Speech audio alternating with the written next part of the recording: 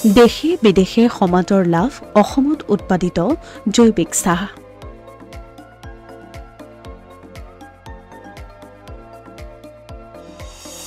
$২,০০০ পৰা $৪,০০০ টকাত বিক্ৰী জৈৱিক চাহ।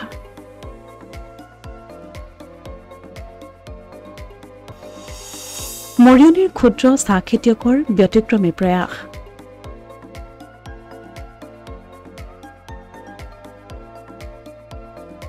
চাহৰ বাবে বিখ্যাত অসম। অসমৰ চাহে আন্তঃৰাষ্ট্ৰীয় বজাৰতো দখল কৰি আহিছে এক সুকীয়া আসন। তেনে সময়তে অসমৰ এজন ক্ষুদ্ৰ চাহ খেতিয়কে প্ৰস্তুত কৰিছে বিভিন্ন প্ৰকাৰৰ জৈৱিক চাহ।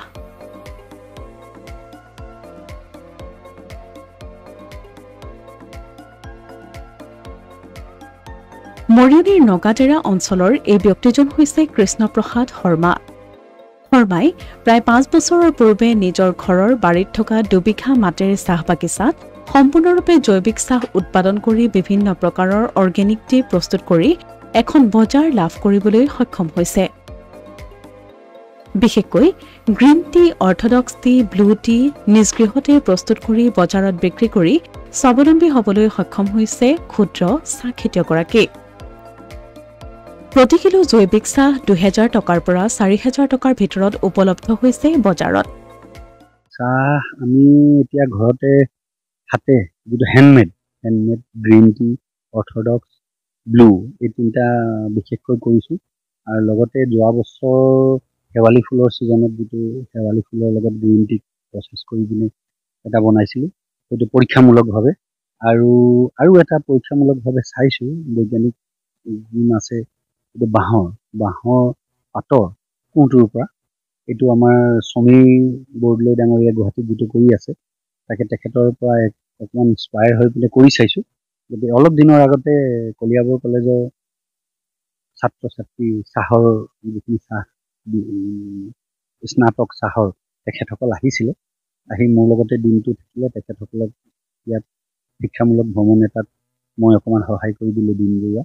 এই বাঁহনি চাহ বাগিচাত মই তেখেতসকলক লৈ গৈছিলোঁ, তাতে গোটেইখিনি টেষ্ট কৰি চাইছিলোঁ। খুব ভাবিছোঁ চাহৰ পৰা যিখিনি বৈজ্ঞানিকভাৱে আমাৰ শৰীৰক প্ৰয়োজন জৈৱিকভাৱে, সেইখিনিত আমি লাহে লাহে আৰু উলিয়াই লৈ যাম। মই ক'ভিডৰ সময়ৰ পৰাই আৰম্ভ কৰিছিলোঁ এই কামটো। সেইটোৰ পৰা মই ভাবোঁ আমাৰ ইফালে সম্প্ৰতি আন্তঃৰাষ্ট্ৰীয় বজাৰতো জৈৱিক চাহৰ চাহিদা বৃদ্ধি পোৱাত উৎসাহী হৈ কৃষ্ণপ্ৰসাদ শৰ্মাই অপৰাজিতা ফুলৰ পৰা ব্লু টিৰ লগতে পৰীক্ষামূলকভাৱে বাঁহ গছৰ পাতৰ পৰাও প্ৰস্তুত কৰিছে জৈৱিক চাহ। তদুপৰি উদ্যমী ক্ষুদ্ৰ চাহ খেতিয়কজনে শেৱালি ফুল আৰু জৈৱিক চাহ সংমিশ্ৰণেৰে প্ৰস্তুত কৰা ঔষধি গুণযুক্ত গ্ৰীণ টিৰো সমাদৃত হৈছে। কৃষ্ণপ্ৰসাদ শৰ্মাৰ 2 কন্যা লিপি আৰু ডিপি অৰ্গেনিক টি নামেৰে বজাৰত উপলব্ধ হৈছে বিভিন্ন প্ৰকাৰৰ জৈৱিক চাহসমূহ। যিখিনি গাঁৱৰ নৱপ্ৰজন্ম যুৱ প্ৰজন্ম ড্ৰিম কৰা, চাইকেলিং কৰা এনেকুৱা ল'ৰাবিলাক যিখিনি আছে, তেওঁলোকে খাওক। তেওঁলোকৰ পৰা আমাৰ মানুহখিনিয়ে এটা মনোভাৱ লওক যে খাব লাগে, এইটো বৈজ্ঞানিক হেৰিত আমাৰ শৰীৰৰ কাৰণে ভাল।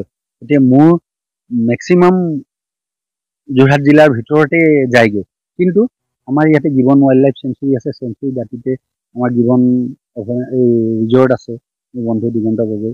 তালৈ বহুত ফৰেনাৰবিলাক আহে, তেখেতসকলে বিচাৰে আমাৰ ঘৰলৈ ফুৰিবলৈও আহে, তেখেতসকলক ইয়াত টেষ্টো কৰাওঁ আৰু বহুত লৈ যায় তেখেতসকলক। আমি কিন্তু বৰ বেছি নলওঁ। গ্ৰীণ টিটো আপোনাৰ 50 গ্ৰামৰ 100 গ্ৰামৰ পেকেট কৰিছোঁ, 100 টকাতে দিওঁ। তাৰমানে 2,000 টকাৰ ভিতৰত পেকেজিং কৰি মেলি গ্ৰীণ টি। ব্লুটো সেইটো ডাবুল পৰে, 4,000 মান পৰে। অৰ্থডক্সটো 2,000ৰ ভিতৰত। আৰু বাকীকেইটা ব্যৱসায় ভিত্তিত বাকীকেইটা মই পেকেজিং কৰা নাই, মাত্ৰ পৰীক্ষামূলকভাৱে খুৱাই আছোঁ। সকলোৱে ভাল পাইছে। মই ভাবিছোঁ অহা বছৰ মই আৰু 2টা প্ৰডাক্ট উলিয়াব পাৰিম। গতিকে মই সকলোকে, আমাৰ যোৰহাটৰ বহুত ক্ষুদ্ৰ চাহ খেতিয়ক আছে যি ইচ্ছা কৰিছে জৈৱিকভাৱে কাম কৰিবলৈ, মই তেখেতসকলকো সহায় কৰি আছোঁ। মোৰ লগতে কৰি কেইবা 4-5 জন এতিয়ালৈকে ওলালে, বনাই আছে তেখেতসকলে। আৰু যিখিনি যুৱকে পেকেজিং কৰিম, আপুনি মোক সহায় কৰক, এনেকৈ কৰি আহিছে কেইবাজনো, মই তেওঁলোককো কম দামৰ ভিতৰত আপোনালোকে নিয়ক, ব্যৱসায় এটা কৰক। ইফালে ৰাসায়নিক দ্ৰব্যৰ উপস্থিতি ধৰা পৰাৰ বাবে বিভিন্ন সময়ত অসমৰ চাহৰ গুণগত মানৰ সন্দৰ্ভত মাজে সময়ে প্ৰশ্ন উত্থাপিত হৈ অহাৰ সময়তে কৃষ্ণপ্ৰসাদ শৰ্মাৰ দৰে অসমৰ ক্ষুদ্ৰ চাহ খেতিয়কে জৈৱিক পদ্ধতিত চাহ প্ৰস্তুত কৰি দেশে বিদেশে সমাদৰ লাভ কৰিবলৈ সক্ষম হোৱাটো অসমৰ চাহ উদ্যোগৰ বাবে নিঃসন্দেহে এক সুখবৰ। অসমীয়া প্ৰতিদিন ডিজিটেল সংবাদ মৰিয়নি।